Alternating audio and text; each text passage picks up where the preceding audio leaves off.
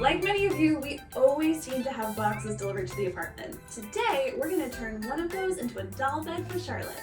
The first thing I did is that I set aside 2 boxes that I thought could work and just let them air out in the hallway for a couple of days. That way there are no germs and I didn't have to stress about it. Next, just cut and tear open the box so you have one flat piece of cardboard. It's a lot easier to figure out what you're working with when it's all one flat piece. I cut a headboard, a baseboard, and then 2 side pieces to kind of hold everything in place. I cut a little slit in the bottom of each of these so they can kind of slide together for a little bit more structure. I'm not going to pretend to be an engineering expert. My crafting philosophy is just keep taping it until it holds. And in this case, it worked out pretty well. Tape everything together, cut and then fold the cardboard, add a little bit of tape to secure if you want.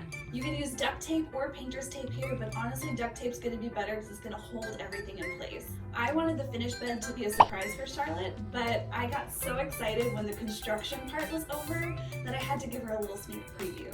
Honestly, I kind of liked the way that it looked with the yellow tape and the cardboard, so I gave her some markers to scribble on it and thought for a minute that maybe this was as far as I would go. But you guys know me better than that. While Charlotte was sleeping, I rounded out the headboard and the baseboard with a pair of scissors just to kind of smooth out those edges, and I covered everything with a few coats of white paint. And then I got so excited about the bed that I thought it needs its own pillow, its own mattress, and its own blanket.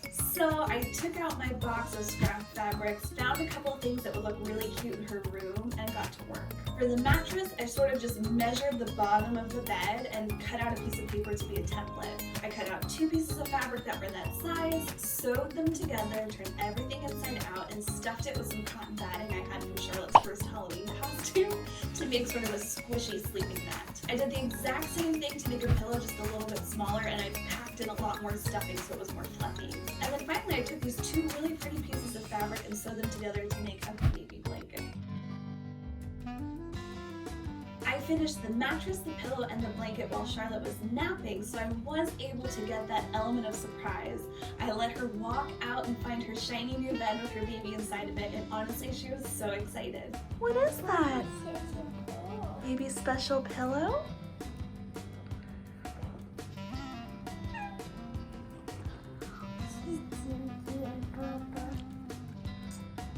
I also love that I made this to sort of match her room. She got into her crib and put the baby in the doll bed and said, Charlotte's bed, baby's bed, night night. So I think it was a hit.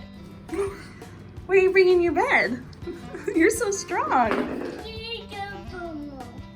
You don't have to go full out crazy like I did for this end product. You could just fold and tape everything together like that original version. It would take you 10 minutes and she honestly would have been just as happy with that. Let me know in the comments what you thought of this project, and let me know if you have any other ideas for cardboard boxes because I'm really into the whole cardboard box crafting thing right now. Thank you so much for watching, and I'll see you next week. Bye-bye!